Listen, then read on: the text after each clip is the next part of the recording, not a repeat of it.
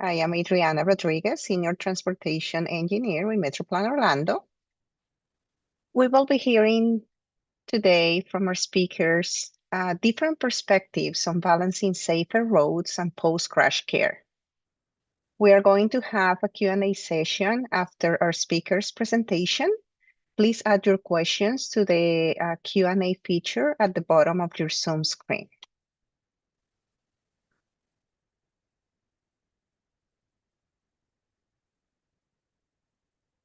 Metroplan Orlando adopted a Regional Vision Zero action plan in September 2024, and most jurisdictions in the region adopted their local plan around the same time.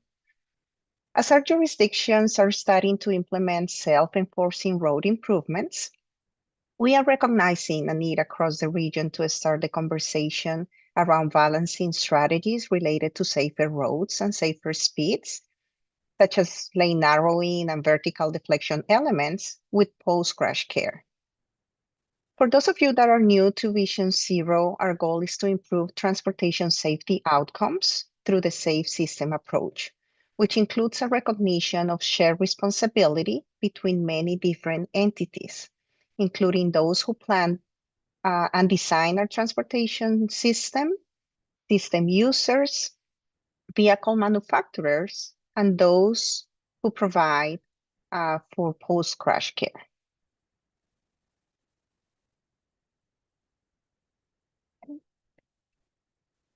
As we work to implement strategies in one area, we need to balance competing demands.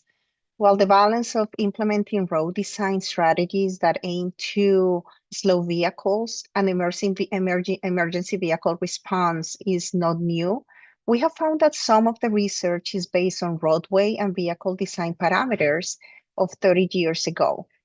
And there is a big need for more renewed conversations between first responders, transportation planners, and road designers.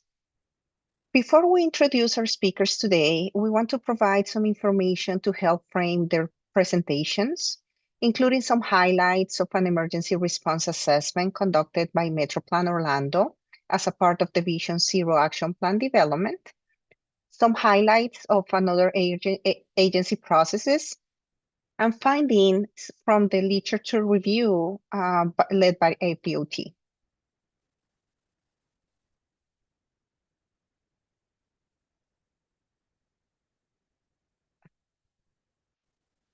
Apologize. There is a lagging in the slides. Okay. We first started thinking about emergency response times to traffic crashes as part of our Vision Zero Action Plan development.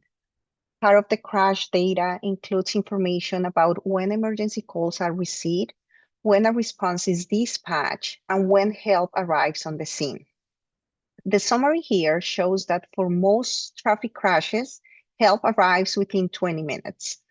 We notice this varies across crash types. However, it is important to note that most traffic crashes don't result in an injury. So as the crash severity increases, the sample size decreases. We also look at the crash response time by county, which shows that the crash response time in Seminole County is less than half of the time in both Orange and Osceola County. While we don't fully know all the reasons behind these differences, the staffing levels, fire station placement, and road network design all play a role. One of the actions in our safety action plan is to work with first responders in the region to conduct a more detailed assessment of crash response times, establishing a baseline and goals for each county based on available resources, and identify opportunities for improvements in reporting, response times, and the potential to incorporate new technology, such as the pilot program by Florida Highway Patrol called Desktop Troopers. This program enabled troopers to respond to minor crashes virtually through interactive technology. We hope that the discussion we're having today can help jumpstart some of these efforts.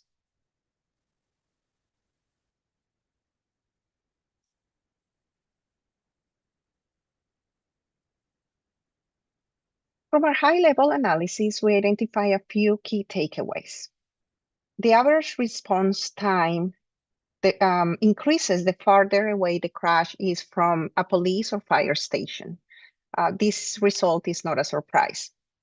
The response time to crashes at night is slightly longer than during the day.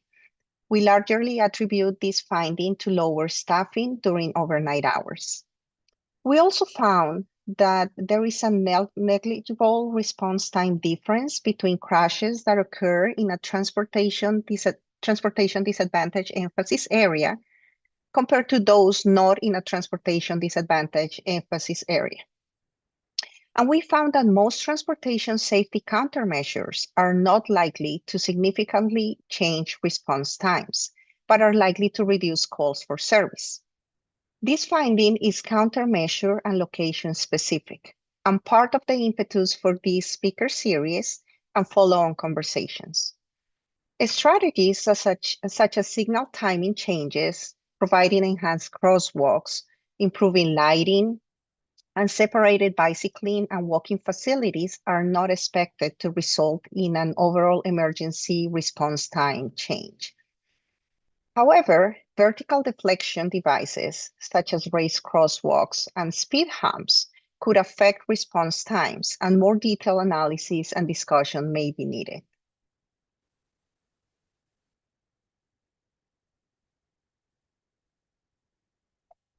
As we were conducting some research in advance of this discussion, we found that the city of Oakland, California, has initiated discussions between their Department of Transportation and their fire department related to the implementation of road design elements aimed at safer speeds and safer roads. While their city representative was not available to join our speaker series today, they did give us permission to share some of the work they have been doing. It all started off with each department gaining a better understanding of their own goals. While the primary goal of the DOT is to slow down motor vehicle travel to an appropriate level based on the roadway type, the fire department has the goal of responding to all emergencies as quickly as possible while maintaining the safety of their responders. While it might seem like these goals are mutually exclusive, a better understanding of the underlying goals and parameters of each department has helped the city of Oakland make progress with implementation of road design elements that help achieve their safety goals, while not making it harder for the fire department to achieve their goals.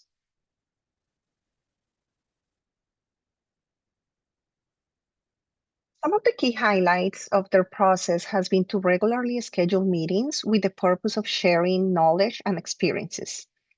Some of these meetings have been out in the field so that transportation planners and designers can have a better understanding of the size and requirements of fire trucks. Sometimes seeing something up close and in action can give you a better perspective for how to best plan for it, like with aerial outrigger equipment. There were also conversations devoted to the fire code so that everyone has a better understanding of the intent of the code, such as the 20-foot clear requirements that can add some flexibility to provide a fire truck a staging space, as well as passing space that does allow for pedestrian safety islands and other treatments.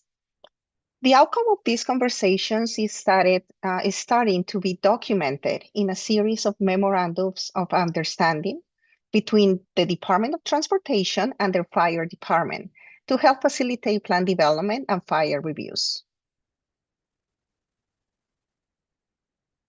These conversations started several years ago and are still ongoing, with some more work to do, primarily related to vertical deflection strategies and potential road closures. Our most important takeaway from this case study is the regularly scheduled meetings between their transportation department and their fire department. These conversations are happening around the shared goal of saving lives. Balancing roadway design elements that expedite emergency response, but do not allow everyone else to drive as fast as they want, contributing to worsening crash outcomes, is a hard balance they're striving to find. If you are interested in more information, the City of Oakland project leads information is shown here.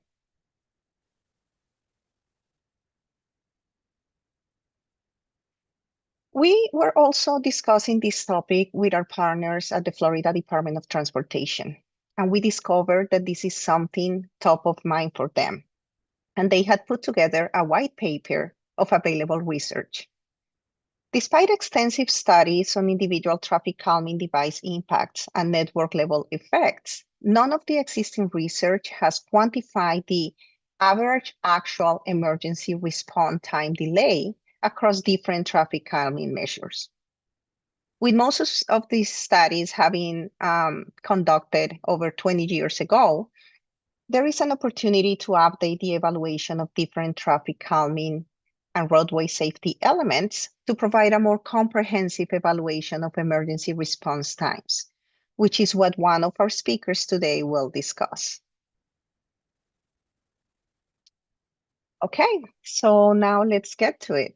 We are excited to learn about the intersection of emergency response and transportation safety from 3 different communities. Our speakers today include Alex Demish, in the Data Analytics and Strategy Manager for the Streets Division at the San Francisco Municipal Transportation Agency. His team works to improve how the division acquires, manages, and uses data to support projects, including creating digital infrastructure, managing dockless mobility, measuring the effectiveness of transit signal priority, and optimizing enforcement resources. Then we will hear from Corinne Arriaga, who serves as a senior transportation planner for the city of Sarasota. Her primary focus in the field involves traffic calming, managing complex transportation projects, data-driven multimodal transportation planning and policy, securing funding, and public engagement. After Corinne, we're going to be hearing from Charlie Wetzel, who serves as the Seminole County traffic engineer, responsible for the maintenance of all traffic signals in the county, signing and striping on county roads, and the county's ITS program. He also oversees safety and operational studies for the county, as well as the development of capital projects. With this, I'll let Alex start with his presentation.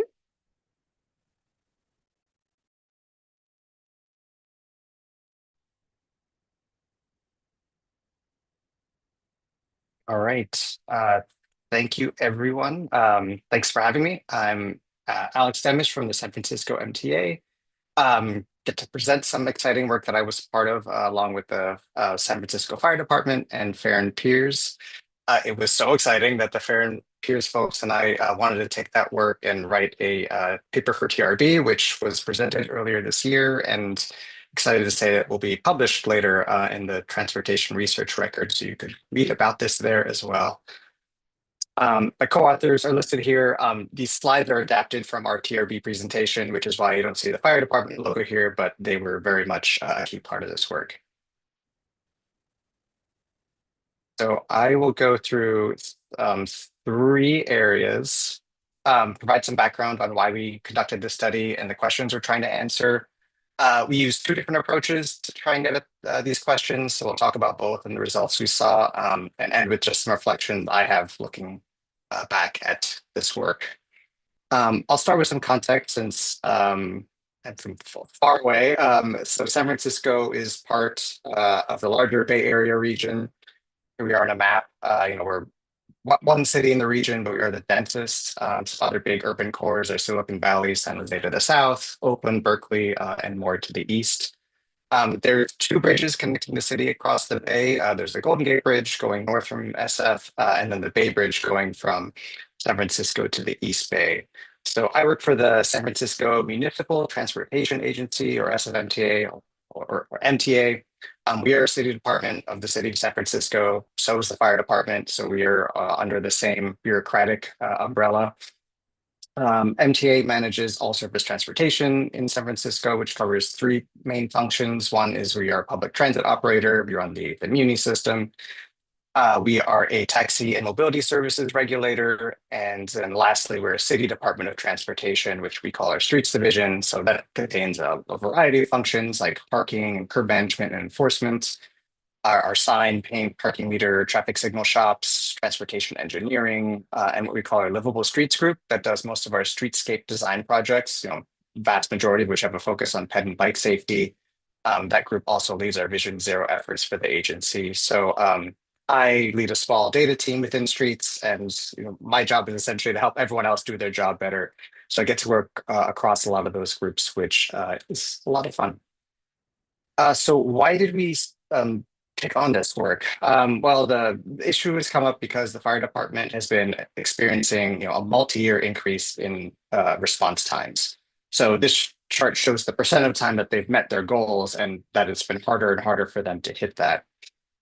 One of the hypotheses that the fire department has is that streetscape changes like bike lanes and road diets might contribute to that lower on-time response rate. Our two agencies have been talking about this for some time and finally decided to come together and hire an independent consultant, Fair and Peers, to look at this issue using data from both sides. So a project team from MTA was myself and our Livable Streets director. From the fire department, we had a fire marshal and a deputy chief of operations and a data manager. And from Fair and Peers, we had the folks who were noted on the title page. So, we, MTA and the fire department, bought into this together. We shared the cost. We wrote the scope, defined what it is we wanted. Fair and Peers proposed an approach, and we with the fire department jointly approved that approach, and each deliverable as they were submitted. So we had sign off on the entire work. I'll note that we looked at travel time only, which is a subset of response time. Response time would be starting at the time that the call was received. So the first blue box on the left to the time that the responders arrived on the scene, which is that fourth blue box on the right. Part of our agreed upon approach was that we would only focus on the part that's transportation related, which is the travel time of emergency vehicles on the road network, which is the orange part there. So we sought to answer two key questions, and moving forward, I'm just going to use the term EV to mean emergency vehicle. Some of the slides might say SFFD, travel times. It's all the same thing. So we sought to answer a question of what are the factors that influence EV travel times, and at the corridor level, is there a significant relationship between EV travel times and streetscape changes? We sought to answer those questions through two different approaches. I'll go through the details of these, but this slide just provides an overview. Geographically, the first approach was looking citywide, and the second approach was looking more of a drill down to 3 corridor pairs. The date ranges are listed here. Basically, about 4 to 5 years was the study period, although the focus was a little bit different for each approach. We have the key data sets. I think at the heart of this was fire department trip records, which includes a record for every trip, about 400,000 total over that study period. And each of those records has 15-second GPS pings or breadcrumb trails. So we use this different statistical methodology for each question. I'd say at the end for both, I'd say our results didn't need to clear or definitive answers either way. So the first approach, I talked about the citywide focus and how we were looking over many years. This was essentially one big regression model. The unit of analysis was the individual trip. So that trip has data associated with it, like the distance traveled and the type of vehicle, whether it's an engine, a truck, or an ambulance. And then we measured the presence or exposure of that trip to a variety of streetscape and background factors. On the streetscape side, this is a process. We MTA had our ideas of what we would be interested in looking at, and so did the fire department. They had things they wanted to consider. Sometimes we didn't have data to support it, but we tried. We did our best to get data so that they could look at what they were interested in. To start, we have a lot of publicly available GIS data sets about street infrastructure, what they are, where they are, and when they were installed. So that includes data about our bike network, traffic calming, bulb outs, and painted safety zones. These were relatively easy since we had data already. Also of interest to the fire department, but more challenging were the other items here. Fire department was interested in all of where we had retimed our signals. And due to the structure of our signal timing cards, that stuff is not really easy to pull of like kind of what happened and when. But we did recently complete, at least at the time, a major signal retiming project in our downtown area. So we provided the locations and dates of those changes since they were already compiled. 1 to 2 way street conversions, there were not a lot of them. So staff were able to kind of just pull those from memory. Metered parking removal, we were able to back into it using some parking data sets. They're also interested in turn restrictions. We have a incomplete, some self-reported data set. So we did provide that. Fire department was also interested in special events and double parking, although we did not have any reliable data over the study period for those. Background factors, we looked at population and jobs, residential parking zones, institutions like parks and schools, and indicators of private vehicle trip activity and speed from streetlight. So we took all of those factors, all that data, threw it into one big regression model. And what did it say? So there's a lot going on here, but the gist of it is that there's a row for every factor that we looked at. And then the box and whiskers show the range of the values that each factor, or the effect that each factor has on EV travel time. So boxes that are consistently to one side or the other of that zero line down the middle, those are what we consider to have a clear and consistent association with travel time. Key takeaways, longer distances are associated with longer travel times. Makes sense. We also saw that engine and truck trips had lower travel times than ambulances. We scratched our heads on this for a bit, but we ultimately discovered that this is because the ambulances were traveling farther distances during the study period due to availability issues that have since been resolved, but it took us a bit to work through. Of all the streetscape changes that we looked at, the only one with a consistent positive relationship is traditional vertical traffic calming. So this is different than the EV-friendly speed cushions that allow a vehicle to drive down the middle. We looked at those separately. And of all the background factors, what was notable was the higher private vehicle activity, which is maybe not surprising, since presumably more activity leads to more congestion, which would lead to longer travel times. So, this was inconclusive if one of the hypotheses going in was that streetscape changes as a whole, would affect EV travel times. Our analysis said that was false. We did see some relationship with vertical traffic calming, but the rest had negligible or inconsistent relationships. So following this, there was a desire amongst the project team to look at corridors. And so the idea was that for the second approach is that rather than look at all the treatments together citywide, that we would look at specific combinations of treatments for projects. So the unit of analysis changed from the individual trips to corridors. So we're looking at travel times, EV travel times along those corridors. We use this statistical approach called differences in differences, which I think this chart illustrates pretty nicely. The basic ideas are that you have this idea of a test corridor and a control corridor. You have a treatment that is given to the test group and not the control. And in this case, it's the project. And then you also have the before period and the after period of when the treatment was introduced. And lastly, you have the parallel trend assumption, which means that you assume that had the treatment not been introduced, that the test and control would have changed the same. So it's not to say that nothing would have happened, but if travel times say increased, that they would have increased at the same rate across both test and control. So I thought that this was a pretty interesting approach that could be replicated. Although the corridor selection is a very important piece of this. So how did we select ours? Well, we needed corridors with projects that also had relevant control corridors because we needed to make that parallel trend assumption. Ideally, those two corridors would have similar land use contexts and be spatially close to each other, but not too close so that changes in one would affect the other. We started with a list of relevant projects over the study period. Then Fair and Peers had whittled that down to corridors based on what the data would support.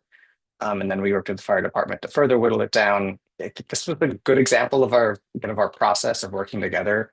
Um, you know, Folsom, for example, wasn't necessarily our first choice, but we included it because it was important to the fire department because they had noted from their staff that issues were happening there. So these are the three that we settled on. The orange are the test corridors and the blue are the control corridors. And just note that two of the corridor pairs, the first and second, the Folsom Bryant and then Felon Oak, they both have the same type of treatment, which is a road diet and a parking protected bike lane.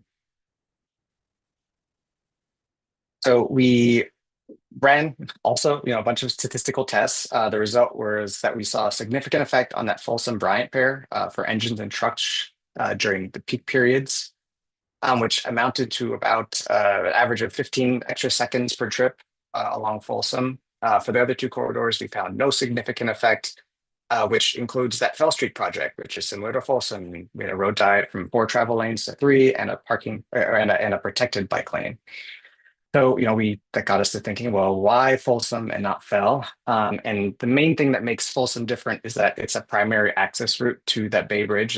So if you are driving from San Francisco, you want to get to the East Bay and you're leaving certain neighborhoods, you have to take Folsom. And if the bridge is congested, which it very often is, it becomes a bottleneck, and then you have all this spillover traffic onto the local network.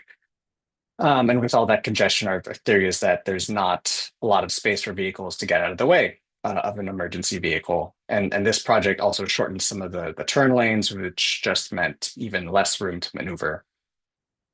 So the good news is that we have an upcoming project on Folsom, another one, kind of phase 2 of the first project that we looked at. That includes things that we hope will help, like transit-only lanes and two-way bike lanes that can double as EV access lanes, as well as transit signal priority, which we can leverage that technology to provide emergency vehicle signal priority. So the next steps, at least what we identified at the conclusion of this work, was to look at hotspots in the network. What streets are EVs taking, what routes, and how does that correspond with the rest of the network and upcoming projects? We can also look more closely at those highly congested corridors, and as well as approaches to using street design and technology to improve EV travel time. So that's like using transit and two-way bike lanes as EV lanes. We also embarked on creating jointly with the fire department, a street design review manual. So after this data analysis project, maybe partially because there was no smoking gun either way, our mayor's office directed another city department, the controller's office, to work with MTA and the fire department to document and more clearly define the review and escalation process so that there is more predictability. It's not to say that we had not been in conversations or coordinated with the fire department before, but this just more formalized that process, and it also includes some level setting and shared understanding. So through that 4th bullet, the street design review manual, we're tackling the other 3 bullets. So that is the story in San Francisco. We started with this question of is there a trade-off between EV response times and street safety for all road users? That's something that we know from the start of this project. It's a question that a lot of communities are grappling with. And what's hard is that we all agree that those are good things. We want it all, and we don't want one to have to come at the expense of the other. And one clear conclusion from this work is that it doesn't have to. There's not an inherent trade-off between emergency vehicle travel times and safe street projects, but sometimes there is. So it's that unsatisfying answer of it depends.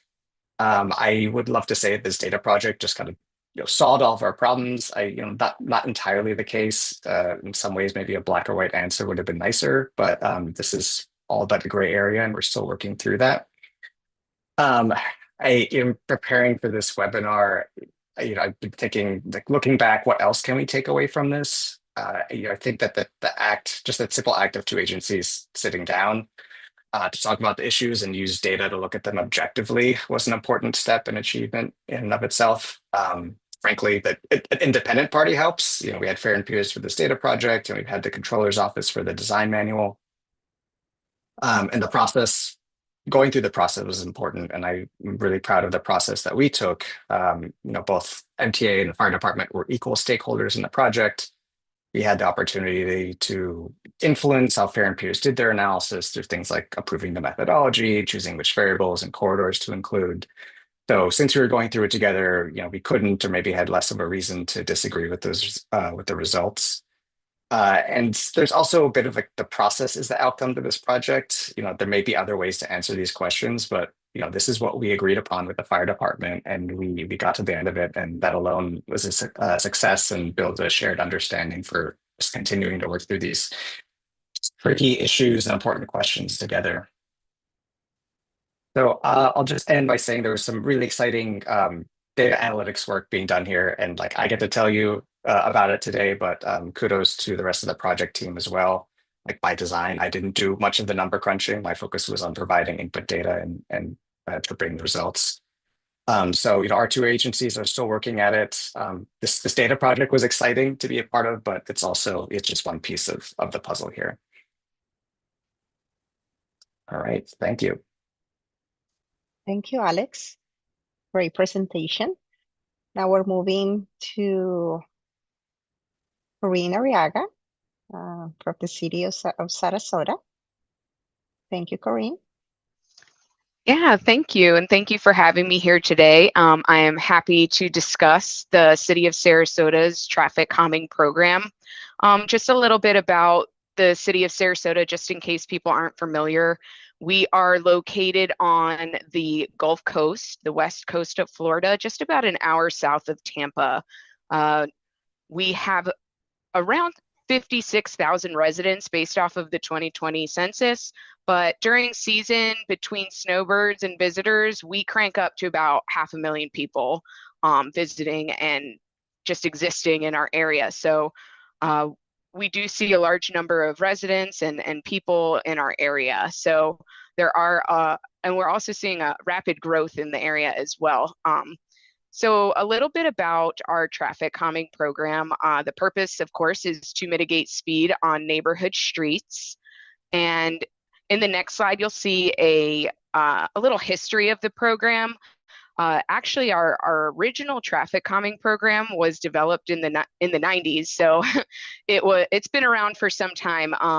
We are not new to traffic calming. It's something that has been around for quite a while. It's just been different throughout the years and has evolved to where it is today. So in the 90s, there was a manual that was created, and the city was divided into different quadrants, and each quadrant was had a plan that was developed for it. By the end of the 90s, the certain task forces were created for those quadrants in order to create the strategies and bring those treatments to our city commission for public hearings. So that way neighbors and people living there would be notified of the treatments that were going in. By 2008, as hopefully most of you are aware, we did hit a recession, and there was some reorganization in the city, which inevitably led to the program itself being downsized. So it moved away from the manual and the plans that were created in that quadrant style setup, and it kind of flowed into more of a case-by-case request basis. So between 2008 and 2011, residents were very vocal and requesting a lot of traffic calming. So by 2011, the city commission determined that the traffic calming program would exist through a process that was formed and based off of petitioning the neighbors. And so through this process, it has evolved and shaped differently, but it's basically stayed the same, where we evaluate local neighborhood streets based off of requests and based off of an evaluation system. And we see an average of 20 requests a year come in. And so we like to educate our residents as they request traffic calming. And so you'll see we like to share with them kind of what traffic calming is and isn't, because people can get really confused. They like to think that we will put in stop signs as traffic calming, but every engineer here will tell you that's not traffic calming, it's traffic control. And so in the next slide, you'll kind of see some of our myth busters that we share. specifically about traffic control and sidewalks. The traffic calming program is very specific. It's to mitigate speed on the roadways, and it's to evaluate whether these streets meet certain criteria to put those roadway treatments in to alter the driver's behavior. And so we are very careful to explain that if you want a four-way stop, you can have that. It's just done through a different set of criteria and evaluations, and it's a different funding source. And the same thing for sidewalks. One of the other mythbusters we like to kind of share is the volume aspect of it. I previously mentioned we are fast growing area. And so we see an influx of vehicular volume, especially in certain times of the year. And so our residents get very concerned that there's a lot of vehicular traffic on their neighborhood roadways. And so we like to share with them that we have a nice grid network, and the grid is an important feature of the city. It helps people identify different routes to take to their destination, which can reduce congestion on certain roadways, and it gives people options and different routes. And so while we can't prohibit people from driving on your road or their roads, what we can do is ensure that if they are going to take that roadway, that they are abiding by the speed limit. And our last thing is efficiency. So while there are certain treatments that are used for efficiency, like roundabouts, we have them on our major arterial roadways, on our Florida Department of Transportation roadways. US 41, we have a chain of them. They're excellent, and they're used there because they have an element of efficiency to them, whereas other treatments, they will not increase efficiency on our roadways. In fact, that might be counter to that. And so we share this information with neighbors because our program is very grassroots, neighborhood oriented. And so they need to understand the trade-offs of certain treatments if they end up qualifying, or if a certain road treatment ends up getting put on their roadway. That while a speed hump can reduce the speed limit, it can also reduce the travel time for a emergency vehicle to access their area in a case of emergency. So like I said, we do evaluate all of the requests we come in. We evaluate whether they, and give them a score. And based on their score, we will identify different solutions to apply to their roadway. So on the next slide is a big table, which I know can be burdensome, but really this is what we're looking at when we are evaluating those local roads. And so I collect all of the data, and on the next slide, this is how the data sources we collect. We'll use feature layers like schools and parks to see the proximity to those areas. If they're less than a quarter mile, we give them a point because we believe that they will have students, or there will be students walking or biking in that area. Of course, we do 72-hour speed studies where we collect the volumes as well as the 85th percentile. And then we collect the crash data through Signal 4 analytics. And we look at a 3-year crash because we want to see if there's any trends. Streetlight data we do use, and we are going to be shifting towards that data source to collect our volumes and our speeds for our traffic calming plan development. And I'm going to talk a little bit more about that.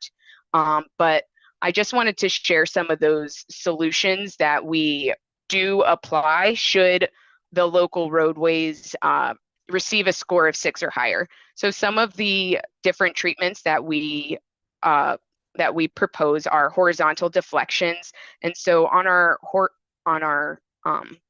that'll be on the next slide. And so the horizontal deflections can be anything from roundabouts. Like I said, we have our chain of roundabouts on arterials. We're very happy with them. That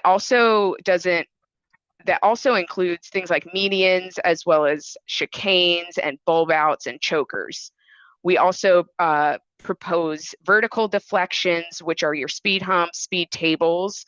We don't have speed cushions yet, but we are looking at applying them in certain instances. Additionally, we will identify certain areas with routing restrictions. We have done that in the past, but we use them judiciously now, because we don't want to cut our grid network off. Like I said before, we have a really nice grid, and it's important that we continue to keep that access available. And then, of course, something we're really leaning into is this street width reduction. So some of our roadways, especially our local roadways, are somewhere near 24 feet wide. And really, in a neighborhood street that doesn't have any traffic or truck traffic or bus routing, we can get those down to 10 feet lane width each. So by narrowing the roadway, we can reduce those speeds and create that friction that's needed. So I wanted to highlight two of our parallel collector roadways. So in 2021, we had some neighborhood complaints for Coconut and Central that there was speeding on our roadways. So the program that I mentioned before is very specific to local roadways. And so what our transportation planners did was they tried to apply a similar evaluation structure, but then just enhanced the volumes, so that way it kind of was reflective of our collector roadways. And so they use that in this instance. Something to note is the areas in which these treatments were evaluated, or the areas where they were evaluated, was near parks. And in the city code of ordinances, the speed limit near parks are 20 miles per hour. So we have Coconut and Central Avenue, our two parallel collector corridors that are 30 miles per hour, and then jump down to 20 miles per hour in very small segments. And if you can kind of see where those hashed out boxes are, you'll see they're just very short areas where the parks are located on those adjacent to those corridors. So I'm sure you can imagine, without anything put into place, people are not going to slow down to 20 for 150 to 200 feet just to go back up to 30. So the study was performed in 2021, and you can see, based off of the speeds, the 85th percentiles, I mean, that assumption was correct, right? So in the 20 mile per hour zones, people were going 32 miles per hour on Coconut and 33 miles per hour on Central. And based off of the proximity to the parks, whether they had sidewalks or not, as well as the number of crashes and the volumes, the findings concluded that there was some sort of treatment that needed to be proposed and implemented on the corridors. And so some of the treatments that were proposed were horizontal treatments, because our engineering department didn't want to install vertical treatments that would delay response time for emergency vehicles. And there's also bus routes on Coconut. So the treatments that were proposed were median islands, and they're landscaped, creating that friction, that lane narrowing, and then speed feedback signs leading up to and away from the treatment itself. So I'm going to go into some typicals from the engineering design. So you can see here, this is what existed today. And if you click through, there's a picture that shows it's basically 2 lanes each way, and the road width on Central was 11. So you had 22 feet there with 2 4-foot bike lanes that were just striped. So they were pretty substandard. And so if you click through to the next slide, you'll see here the treatment that was proposed, and you can see the lanes are reduced to 10 foot and a proposed 10-foot raised landscape median. And so you can go to the next slide where there's a really nice image of what it looks like today. So this is what the final product looked like. The shadows are kind of hidden because of the dappling of the trees, but you see a nice landscape median, narrow lanes, the park is on the side. And so we were really pleased to see the result of that implementation. So for Coconut, it's a little bit different. Like I said, there is a transit route that runs along Coconut. So it wasn't something that the lane width still needed to be at least 11 foot. You can see here it's very similar to Central in that the lane width is 11 and 10.5 with a 4 and a 3.5 foot bike lane. So not really the best roadway treatment for slowing cars down. And yeah, the image kind of explains it all. It's just, you know, a wide asphalt roadway where people feel like they can speed. And so when you go into the next slide, the typical section will show the treatment. So like I said, the median was installed. There are a couple different locations where an actual physical median, the 7-foot raised landscape median, was installed. And then a little further down, they just used a buffer, and you can kind of see it in the background. It extends. But the lanes were kept at 11 foot because, like I said, it's a transit station. It's a transit way. And so, sorry, that was a picture of the outcome. And so we haven't done a post study on what those speeds are, but anecdotally from the neighbors, we have heard that they are very effective in not only slowing down vehicles, but also just making it more comfortable for people to walk or bike. We did hear some concerns about people hitting the curb. And so that's something we'll look into to see what kind of turn radii, if that's anything that we can evaluate and maybe fix in the future. So like I said before, this was kind of an offshoot. We don't evaluate collectors and arterials in our traffic calming program. So something we really wanted to do was see how we can unify our traffic calming plan with other roadways in the city and then expand that, so that way we can identify collectors and arterials where we can implement traffic calming solutions. And so that's where we are in process of developing a traffic calming plan. Our city commission approved a budget last budget cycle, so we kicked it off in February. And our vision is to work together with residents to design slower streets, to improve neighborhood livability, and to take action where speeding is a problem. And so we're doing that through 3 phases. The first phase, if you go to the next slide, is really where we're conducting the data analysis. We will be doing the citywide speed study and looking at high pedestrian zones. And then in phase 2, we'll be doing the citywide traffic calming evaluation. So like we have the evaluation matrix for the local ones, and we'll be developing for the collectors and arterials, so we can evaluate every roadway in the city to see what kind of solutions are available to reduce the speeding and mitigate the speeding on those roadways. And then 3, the outcome of that and this whole plan is really to get all of that data and do all of the evaluations and then develop neighborhood plans. So what are those solutions? What are those treatments? And what does that look like for your neighborhood? And even if there are areas in the city that are unaffiliated, we'll still be developing plans for them. It's just breaking it up into chunk-sized pieces, more or less. So data is really important for this study. And you can see here, this is how we are collecting the data. So like I mentioned earlier, we're really moving towards that big data source, streetlight analytics, that will help us identify and collect the 85th percentile speeds and the AEDT and high pedestrian zones citywide. Of course, there are some obscurities with that kind of data. So when and if we identify certain areas that maybe no data was collected on those roads, or maybe we look at it and it's kind of, that doesn't make sense. Well, we have up to 100 sites for data validation, and that's based off of those pneumatic tubes in that 72-hour count.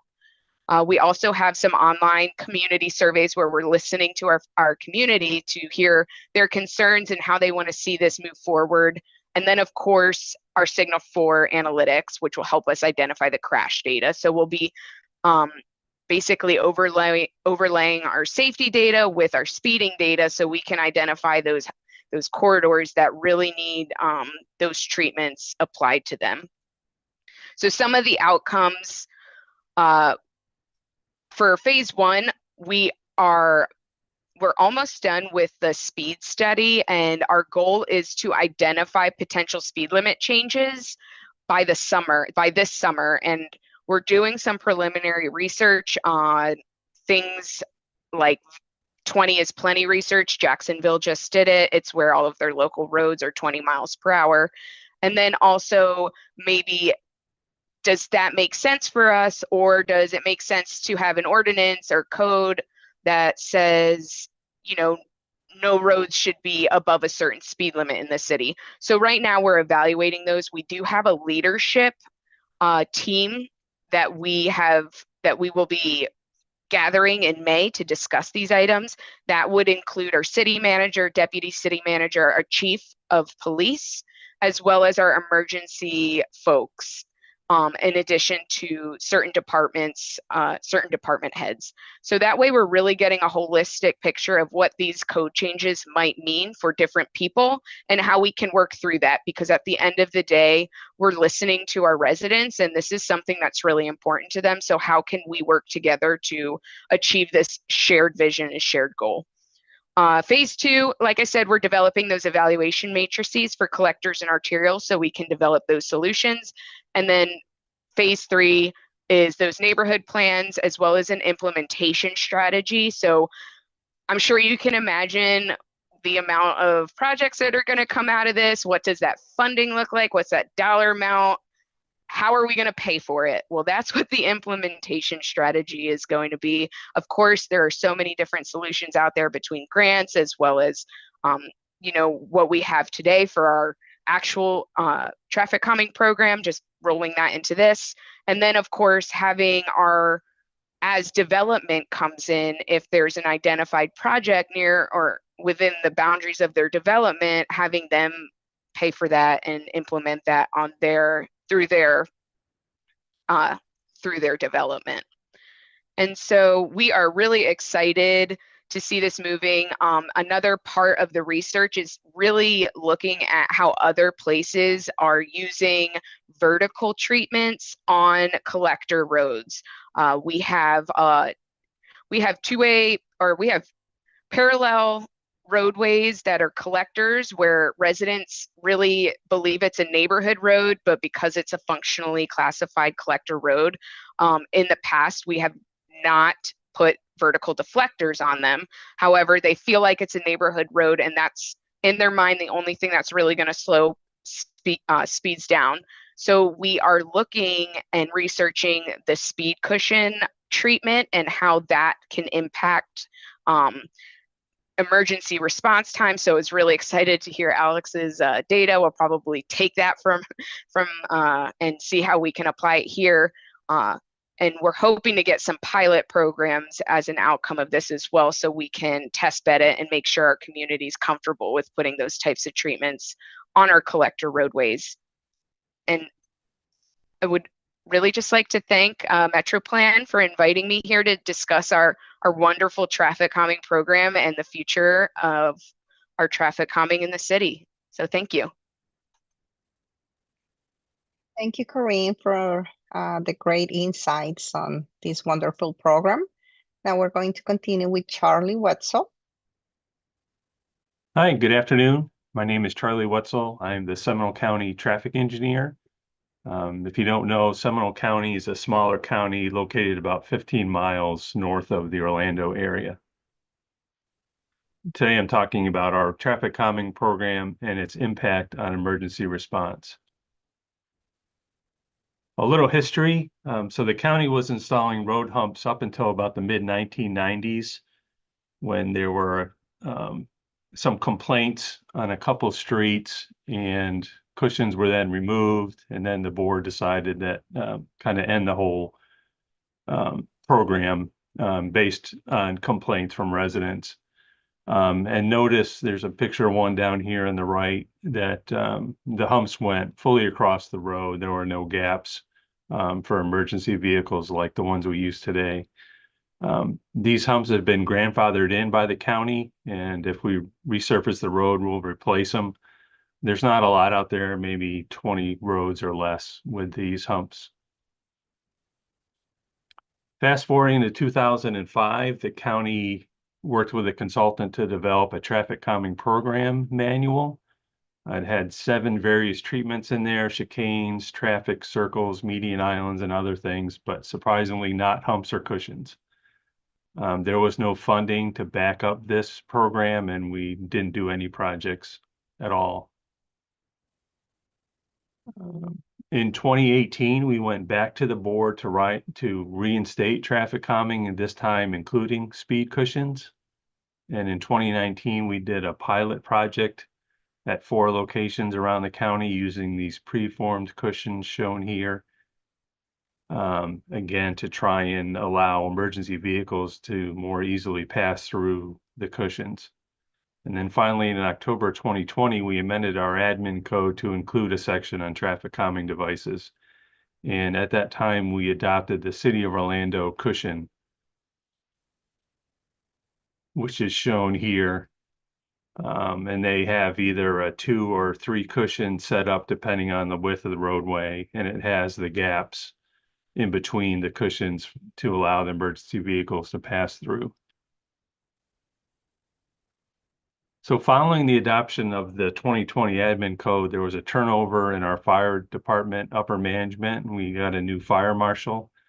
And she informed us of Florida Statute 633 concerning the county's adoption of the Florida Fire Prevention Code. Section 18 of this code states that the design and use of traffic calming devices shall be approved by the authority having jurisdiction. So in that case, it would be our Seminole County Fire Department. So we then went back to the board in 2023 to amend our admin code to include the impact to emergency response. So even with the gaps in the cushions, the fire department claims there is still a delay in response. As can be seen in the picture here, someone was parked along the side of the road, so the fire truck couldn't pass perfectly through the gaps in the cushions, so they had to go over the cushion a little bit to slow them down.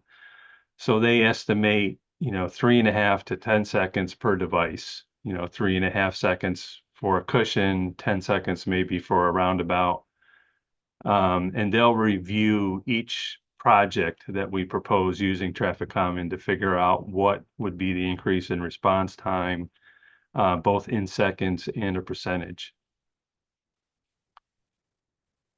So this is our current criteria for when we use traffic calming. The roadway must have a documented speeding issue, and we consider that to be when the 85th percentile speed is greater than 8 miles an hour over the posted speed limit. We use traffic calming only on roadways less than 3,000 vehicles a day and posted 30 miles an hour or less. 65% of all the property owners along the roadway where traffic calming is requested must vote to approve of the installation. We have some criteria about the functional spacing of devices, right? 300 or 400 feet between them, not on curves and so forth. The roadway must also have driveways that directly access the road. And the road must not be a principal arterial, minor arterial, or major collector.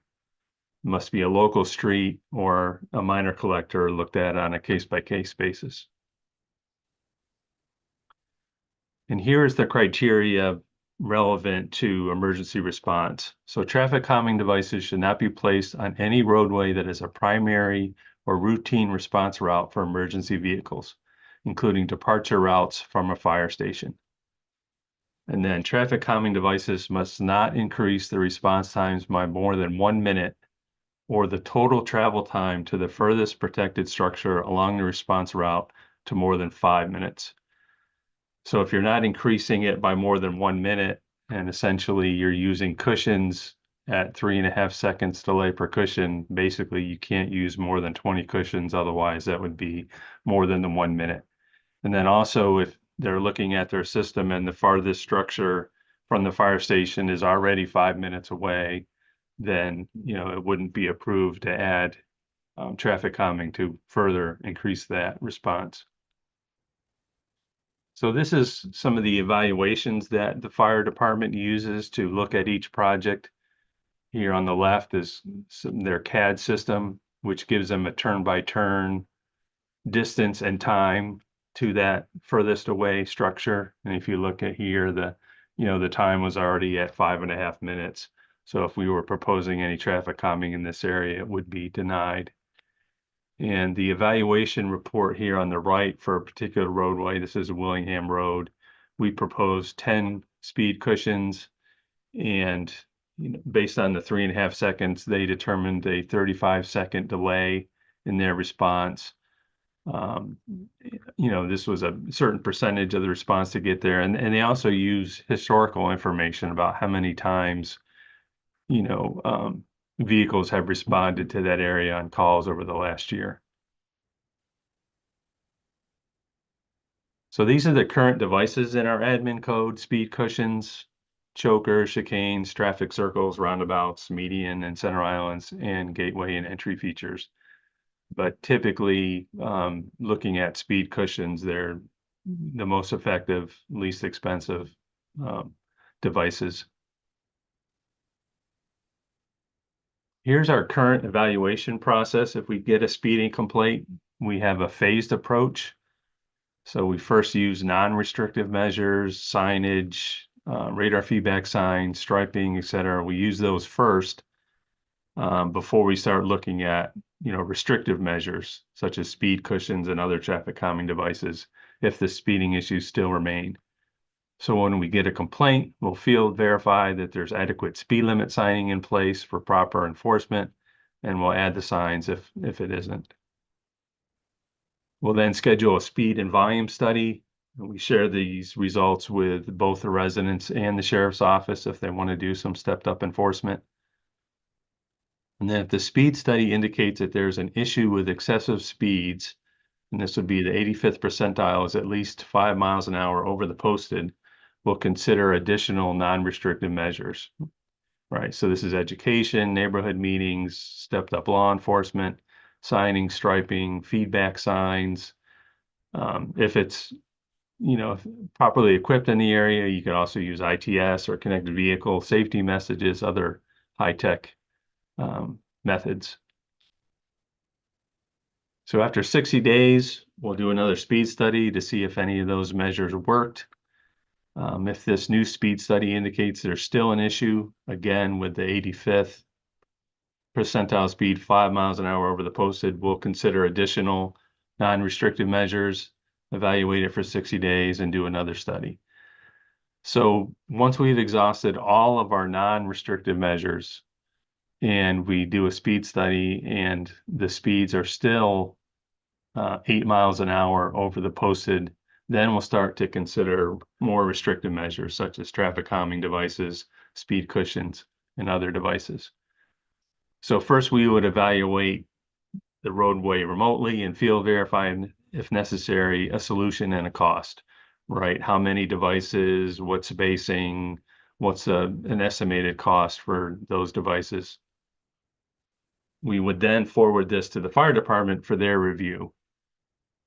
So if they do not deny the request based on their initial criteria, right back to the primary and routine route or the 1 and the 5-minute thresholds, then they'll determine the area beyond the initial roadway in question that may be impacted by increased response times, right? So it's not just the roadway we're looking at. There could be neighborhoods accessed off that roadway that could be impacted by travel time. So they kind of determine a zone of influence or, a list of residences that we need to petition.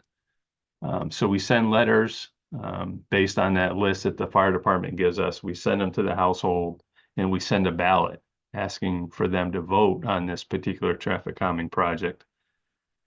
And we're looking for a simple majority approval of 50% plus 1 of all the return ballots, not the ones sent, but all the ones that are returned to us in order to proceed with the project. And again, these results are shared with the residents and the board.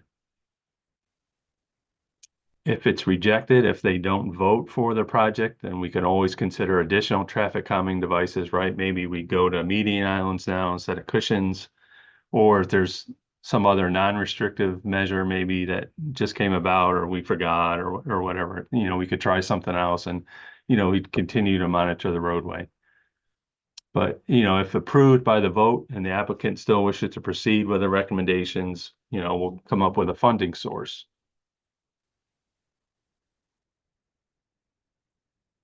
So unfortunately, there's no dedicated county funding for traffic calming at this time. The roadway could be considered for grants, and if they were eligible, we'd work with our community services department to create a project. If it's not eligible for grant funding, most likely we would be an MSBU project. So this is where the residents would chip in some annual cost for a certain number of years to pay for the devices. And then an MSBU, requires 65% approval of the roadway homeowners. And then each traffic calming project will be approved by the board regardless of the funding. And the board, if they wanted to, could also, designate county funding for a particular project if they felt necessary. So here's a couple samples of the process that we went through. This was Willingham Road. This was the sample evaluation I showed you before. Again, it was 10 cushions, 35 seconds of delay. We sent a letter to the residents in the area, the impacted residents. I won't go through this in detail, but essentially we told them there was an issue. We said there's 38.3 miles an hour. So this met the criteria of at least 8 miles an hour over the posted. We were proposing 10 speed cushions. And based on the fire department's analysis, this could be a delay of up to 35 seconds. And we had a little asking for either in support of or opposition to the project, please vote. And in this letter, we did not mention funding at all. We're basically looking for their approval, not of a traffic calming project. And once we pass this hurdle, then they would get more information about if they had to pay or not. So this is the sample ballot. It showed where the cushions would go, the residents' numbers here on the roadway. It has a picture of what they would look like, and then the two boxes, right? I'm either in support of the project or I am in opposition to. So although there's only 20 some houses on this particular part of Willingham Road where we are proposing cushions, the analysis from the fire department determined that there were actually 55 residents that would be impacted by these cushions. There's a couple stations in this area, depending where the call came from. So we mailed out 55 ballots, 32 were received, and only 34% of those received back were in favor of the project, so it didn't move forward. This is another project we're currently looking at. This is 18th and 20th Streets in Sanford. 18th Street is a little longer, a little more speeding. We estimated 3 cushions there for 10.5-second delay. And on 20th Street would be 2 cushions there for 7 seconds delay. We could look at either the 18th Street, try that, and then move to 20th if the cars divert to 20th Street like we think we do, or we could look at both streets at the same time. But we sent this over to the fire department, and again, the delay wasn't great, but the area of impact was good, was pretty high, right? Of only the maybe 20, 30 residences on the street, they determined that over 300 properties would be impacted by these cushions in response, in their emergency response. So there's 300 ballots we need to send out. We haven't sent them out yet, but that's on our to-do list.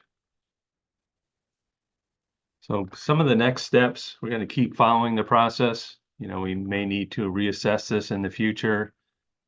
If it's still going to be resident funded, if we still need to send out, all these ballots, if, the percentage will be the same. So it's kind of a work in progress. And also, as the county starts implementing traffic calming and safety projects as part of its Vision Zero action plan, we may need to look at countermeasures that don't impact emergency response as much as a cushion, for example. So already we've had a project where we modified our design to remove raised crosswalks and instead add more median islands and some lane narrowing. There could also be other alternatives out there. This one pictured here is from Sweden called ActiBump.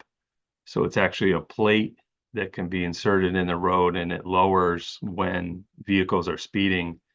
One of the nice things about this, though, is it has a remote that emergency responders could use to raise the plates up so they could get through without having to slow down. A little pricey, a little new age. I foresee some maintenance issues, but it's another alternative. Speed enforcement cameras may also be not too far out in our future.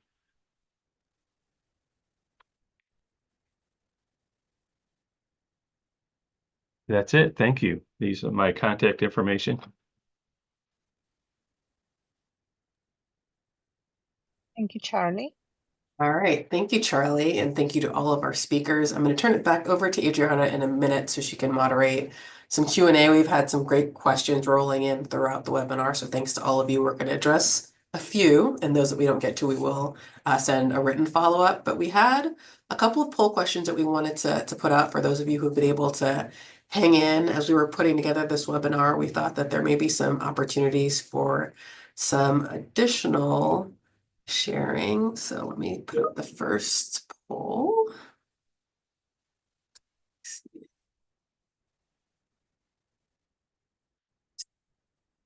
First poll question is, do engineers and planners have a good understanding of the size and functionality of key emergency response equipment, like fire trucks, as for instance, and what needs to be considered to accommodate that type of equipment from a design perspective?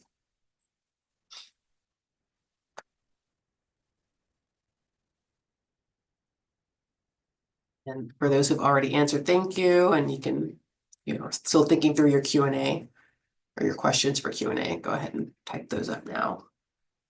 All right, I think seem to be slowing down on that first one. So I'll go ahead and share the results. I got a bit of a mixed bag. Everyone somewhat seems to be where we're at right now. Maybe, maybe not. Okay, so that goes well with our second poll question that I'll ask. Stop sharing that one. I know that not all of you are local to Central Florida. Thanks for those of you who are coming from elsewhere around the state and the country, but if you'd be interested in attending an event that allows for that type of knowledge sharing.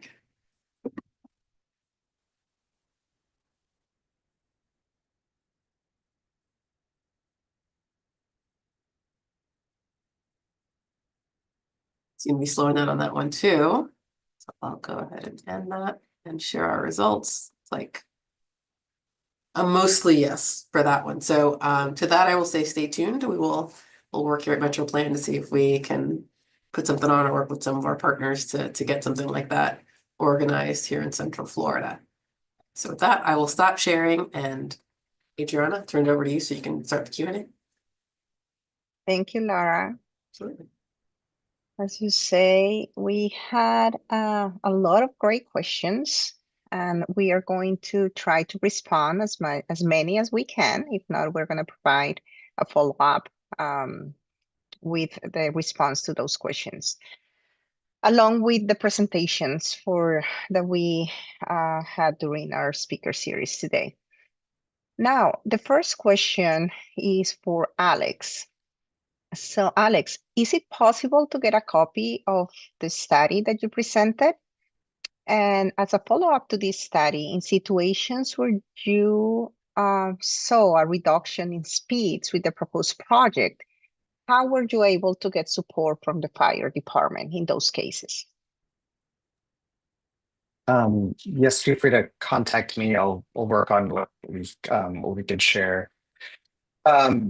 For the second question, it's kind of the $1 million question, like how do you resolve and work through these issues? I think we are still working on that. I'm like impressed, encouraged by Charlie's presentation for Seminole County, where they have kind of very clear thresholds of basically if this, then that. That design review process that we're working on, I think, seeks to get to that. But we're still working on that. Okay, thank you, Alex. The second question is for Corinne. So Corinne, as far as travel time delays, how much of it is attributed to traffic calming and how much it is attributed to the signal timing or signal efficiency? And the second part to this question, is it worth adding other variables such as time of day, weather, signal timing to really get the full picture on how traffic calming affects travel time? So we haven't evaluated that, but that sounds very similar to what Alex and his team evaluated when he had all the variables and what influenced the emergency response times. I thought that was pretty valuable. I don't know, Alex, if you want to dive deeper into that. That's not something that we've evaluated at the city. Yeah, I know I kind of glossed over a methodological step for the approach one, where you had that big regression model. There were other variables like weather that were included. There was a step in just the model development where they basically like process those variables and through another process, like basically identified variables that shouldn't be included because they, with the regressions, you don't want to include too many variables that might explain the same thing. So I know weather was thrown out for that reason. But yeah, time of day definitely important. For that corridor analysis, we did look at it by time of day, and like that one corridor where we did see some an effect was just during I think it might have been like 8 a.m. to 8 p.m. Or maybe just peak times, but there was a time of day element to that too. So that's a great point. Thank you. Charlie, out of all the traffic speed corridors requested, how many projects had speed reductions of less than 5 miles per hour over corrected through non-restrictive measures only? Unfortunately, probably most of the projects were less than 5 miles an hour improvement. We tried different things, speed reduction markings, in curves, if you've ever seen that, about a 1-foot strip around the curve to kind of give you the sensation that you're speeding. Feedback signs, both of those, we saw some reductions in 2 or 3 miles an hour. Nothing significant, but so still it's based on all that, we're still struggling to manage speeds without some kind of traffic calming device, right? A median island or cushions or something. But a lot of those methods do make some minor improvements, but nothing drastic that we found so far. Okay, thank you. Now, this is a question that I will probably ask all our speakers to chime in if that's the case. Are there any before and after studies being done for emergency response times after traffic calming is implemented, specifically for emergency response times? I know that, Charlie, your process includes some of that, but after it is actually implemented, do you follow up with a study on the response times, how it's been affected? There's been a couple roadways where speed cushions were put in. A developer put them in, and then we had our pilot project. No real information from the fire department as in regards to their response time. They did, travel through the cushions to kind of come up with that estimate of 3.5-second delay, even with the gap. So that some of that information was from them, but no real studies from them about response time in that corridor or on that roadway where the cushions were. So that would kind of be up to them, right? We have results of the speeds how they changed from the devices, but nothing from the fire department other than just their initial testing to figure out the delay. Okay. Thank you. Another question for all our speakers to chime in. This is a question that a lot of discussion in Orlando about on-street parking as part of traffic calming and the effect on emergency vehicle response. Has this topic come up on any of your projects or efforts for traffic calming? Yeah, especially with ours, I did show that one picture of the vehicle parked on the street and the fire truck who had to avoid going through the gaps and actually travel over the cushion. So that slowed them down. So that is a concern for them. And that is why they, don't think the gaps in the cushion is just a silver bullet of no delay at all. So that's why they still consider some lost time traveling over those. So they are definitely concerned with parking.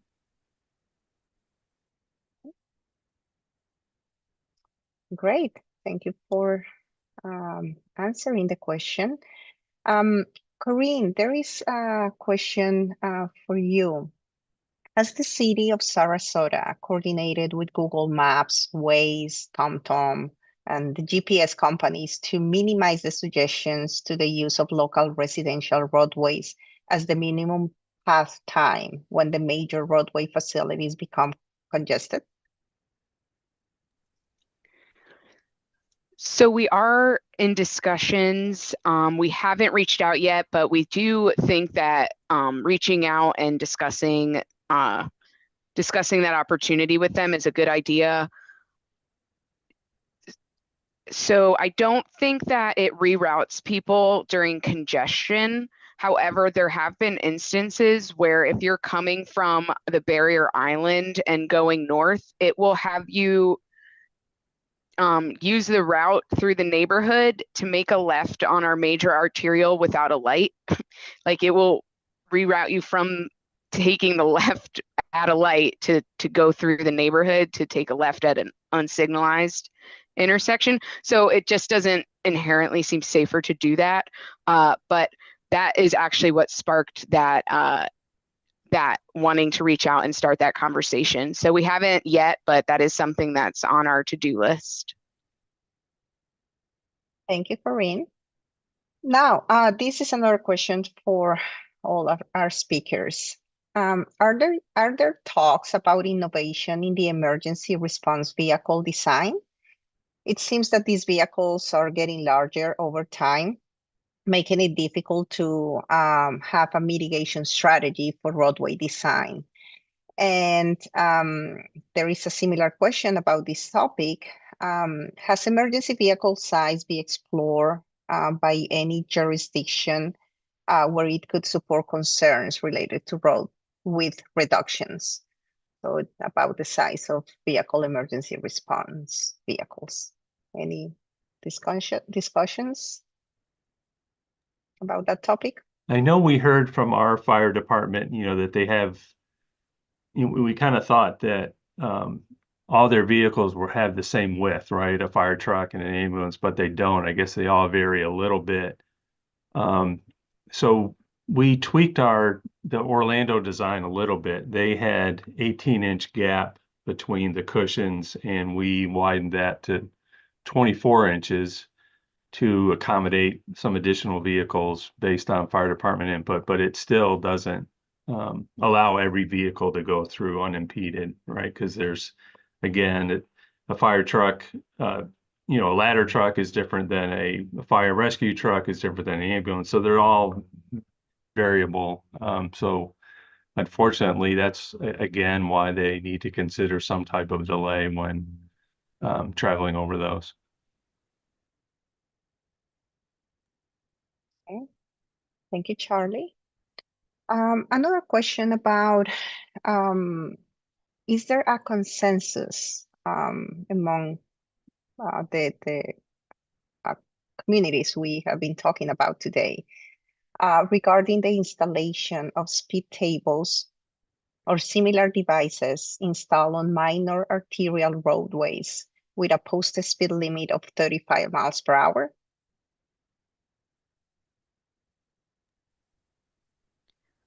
So on our arterials, we really focus on those horizontal deflections. So we look to see if there's the available right-of-way to install a roundabout first at intersections, and then the medians and possibly chicanes and bulb outs and those kinds of things before we would explore speed tables.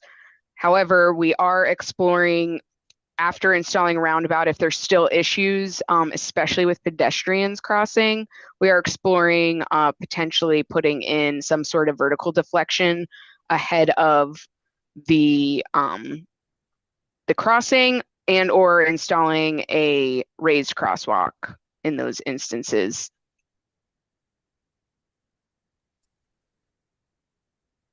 Yeah, I'll just chime in. It's from our study's perspective. We looked at kind of everything together.